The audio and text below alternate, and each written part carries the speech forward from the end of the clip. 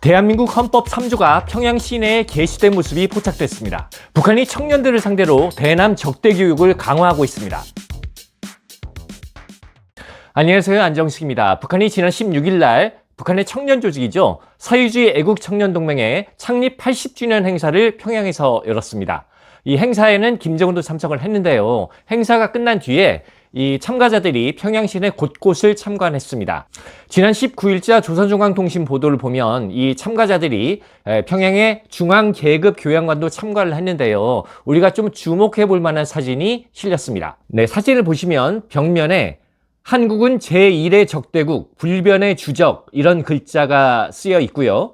또 다른 쪽에는 우리의 제도 전복, 정권 종말로 일관된 대결 광기 이런 글자도 있습니다. 또 다른 벽면에는 법전 표지 위에 한국의 영토는 조선반도와 그 부속 도서로 한다 이런 내용도 적혀 있는데요. 이게 실제로 우리나라 헌법 제3조죠. 대한민국의 영토는 한반도와 그 부속 도서로 한다 이 내용이 적혀 있는데요. 이걸 통해서 북한이 적대적 두 국가론을 들고 나온 이유가 북한이 하고 싶어서가 아니라 남한이 북한의 정권을 전복시키려고 하고 있기 때문에 이렇게 북한도 방어적으로 나오는 거다. 이런 식의 적대 교육을 하고 있는 걸로 보입니다. 실제로 김정은이 이 적대적 두 국가론을 들고 나왔을 때 한 얘기들을 보면은요.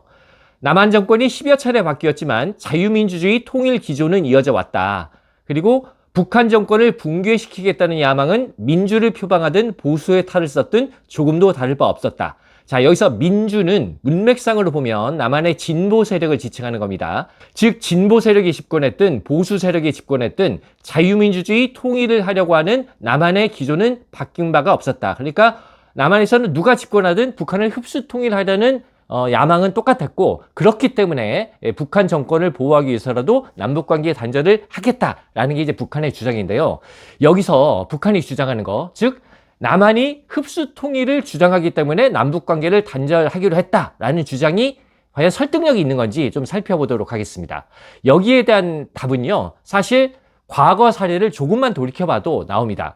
자, 우리 남북 관계가 본격화되기 시작한 게요, 그 시초가 되는 어떤 계기는 1988년에 노태우 정부 당시에 있었던 77선언입니다. 남북 간의 교류, 왕래를 허용하고 우리도 사회주의권과 교류하고 북한도 미국, 일본과 관계 정상하는 것을 막지 않겠다. 이게 이제 어떤 탈냉전 시기 남북관계의 시초가 되는데, 남북관계가 본격화된 계기는 누가 뭐래도 2000년에 있었던 김대중 대통령과 김정일 위원장 간의 역사상 처음으로 있었던 남북 정상회담이죠. 근데 당시 이 대북 화해 정책을 적극적으로 펼쳤던 김대중 대통령이 내세웠던 대북 정책의 이름이 뭐냐? 햇볕 정책입니다. 근데 이 햇볕 정책의 햇볕이 어디서 나온 얘기냐? 바로 이솝우화에서 나온 얘기예요. 여러분 이솝우화 아시죠? 햇볕과 바람이 나그네 외투를 벗기 위한 경쟁을 하는데, 바람을 세게 불었더니 나그네가 오히려 외투를 더 꽁꽁 싸매더라. 근데 이제 햇볕이 온화하게 햇볕을 비추니까 나그네가 덥다면서 외투를 벗었다는 거 아닙니까? 그래서 이런 이솝우화의 햇볕을 가져와서 우리가 따뜻한 햇볕을 통해서 북한을 녹이겠다, 북한의 외투를 벗기겠다고 한 게 김대중 대통령의 햇볕 정책입니다. 그러니까 우리가 대북 화해 정책을 펼칠 때 네이밍 자체에서부터, 이름 자체에서부터 우리는 북한의 외투를 벗기겠다라고 공언을 하고 나간 거예요. 물론 북한의 외투를 강제로 벗기는 게 아니라 스스로 벗게 해서 점진적으로 북한 체제를 변화시켜서 결국 어디로 가는 겁니까? 자유민주주의 체제의 통일로 가겠다라는 정책을 펼쳐왔던 거죠. 근데 북한이 남한의 의도를 알면서도 김대중 노무현 정부 시기에는 남북 화해 교류 협력 정책에 호응해 나왔어요. 근데 지금에 와서 남한이 흡수 통일을 추구하니까 남북 관계를 안 하겠다. 이거는 말이 안 되는 거죠. 그러니까 이제 이거는 남한의 정책 때문에 북한이 적대적 두 국가론으로 간 게 아니라 북한의 상황이 달라진 겁니다. 그럼 북한 입장에서 볼 때 어떤 상황이 달라졌냐? 이 북한이 적대적 두 국가론을 들고 나왔을 때의 논리를 보면 힌트가 숨어 있습니다. 아까 조금 전에도 봤지만 북한은 진보가 집권하든 보수가 집권하든 똑같다라고 하면서 진보 세력에 대해서도 실망감을 표시했거든요. 근데 이 부분을 북한이 적대적 두 국가론을 들고 나오기 직전의 사례로 좀 보면, 북한이 2023년 말에 적대적 두 국가론을 들고 나왔으니까 그 직전의 진보 정부는 문재인 정부죠. 근데 이제 여러분 문재인 정부 시기를 되돌아보면 문재인 정부 때 남북 정상회담을 세 차례 하면서 남북 관계가 굉장히 잘 되는 듯 보였습니다만, 실질적으로 이 기간 동안 사업적인 측면에서 남북 간에 된 건 없어요. 쉽게 말해서 북한이 경제적으로 얻어간 건 없습니다.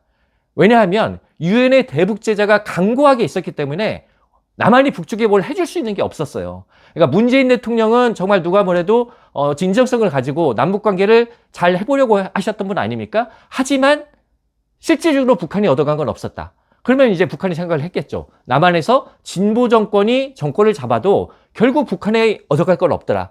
그런데 남북 관계를 하게 되면 무슨 부담이 있느냐? 한류가 전파되고 하면서 북한 청년들이 한류에 빠져들고 하면서 사상이 이완되고 북한 체제 유지에는 부담이 되거든요.